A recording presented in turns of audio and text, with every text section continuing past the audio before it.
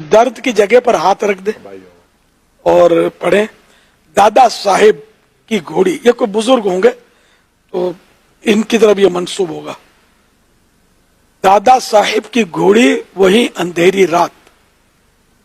फुला का दर्द, फुला की जगह नाम ले, फुला का दर्द फुला जगह का।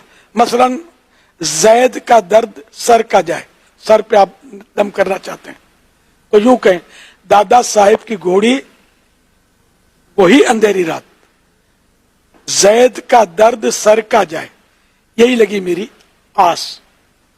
ये पढ़कर 3 मरतबा पढ़ें और दम कर दें। बिया का दीन क्या है और बाबों का दीन क्या है? मेरा बाबों से कोई जाती झगड़ा नहीं है।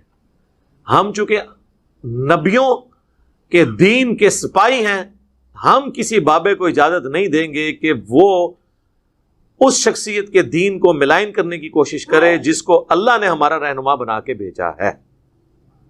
बाकी तो हम सब फॉलोअर हैं। बाबा भी फॉलोअर है, सहाबी भी फॉलोअर है, अहले बैत भी फॉलोअर है। इमाम जो है वो मोहम्मद रसूलुल्लाह है सल्लल्लाहु अलैहि वसल्लम। हम किसी शख्स को यह इजाजत नहीं देंगे कि वो रसूलुल्लाह के दीन को टेम्पर करने की कोशिश करे, क्योंकि कोई शख्स हम पे अगर धौंस डालता है तो किसकी धौंस डालता है? कोई बड़ा बुजुर्ग धौंस किस चीज की डालता है कि मैं तुम्हारा दीनी पेशवा हूं, तुम मेरी बात मानो।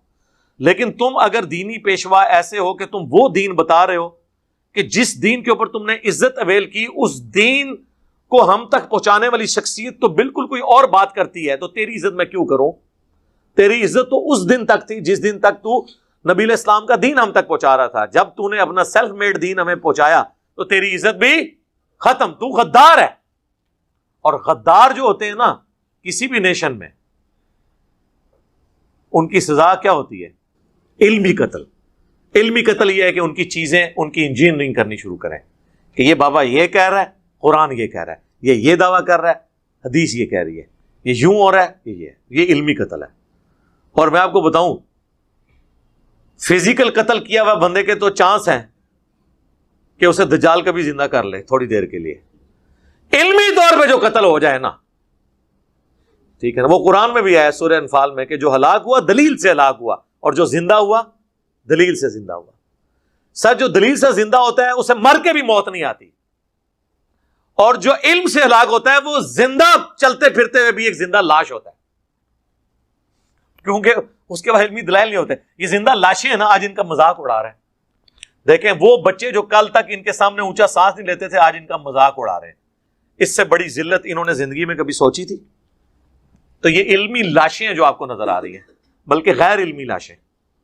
जितने गुमराह फिरके हैं आप उनके अंदर कॉमन चीज देखेंगे, वो नबियों को निकाल के अल्लाह तक पहुंचने की कोशिश करते हैं। जाहिर है जब नबियों को निकालेंगे तो गैप तो फील करना होगा ना, वो बाबे डाल लेते हैं बीच में।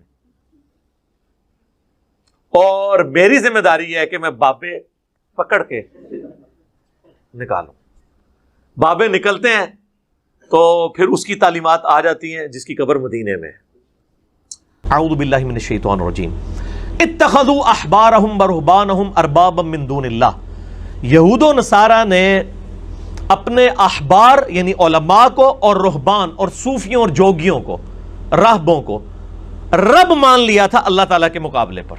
तो ये बाबों को मानने वाले कौन होते हैं? यहूद व नसारा का ये ट्रैक है, और बुखारी और मुस्लिम की मुत्तफक़ुन अलैह हदीस है, मेरी उम्मत में वही खराबियां पैदा होंगी जो अगलों में पैदा हुई। सहाबा ने पूछा क्या ये अगलों से मुराद यहूद व नसारा? आपने फरमाया अगर वो नहीं तो और कौन लोग मुराद हैं?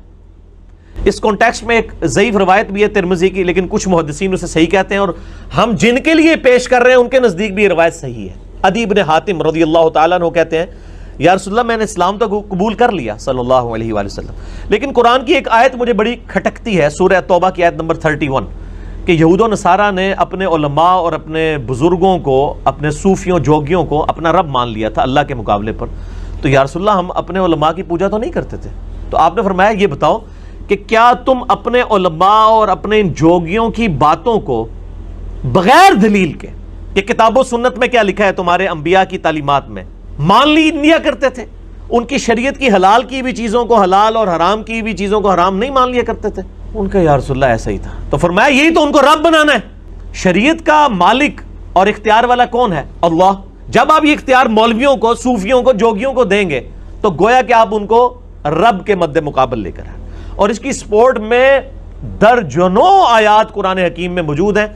مسئلہ نمبر 71A ہے میرا، بزرگوں کی اندھا دھند پیروی کا انجام اور اس کا علاج، جس کے اندر میں نے یہ ساری آیات ڈیٹیل کے ساتھ کور کی ہیں کہ قیامت والے دن لوگ روئیں گے کہ اللہ ہم اپنے بزرگوں اور بابوں اور اپنے بڑوں کے پیچھے چلے جنہوں نے ہمیں گمراہ کر دیا۔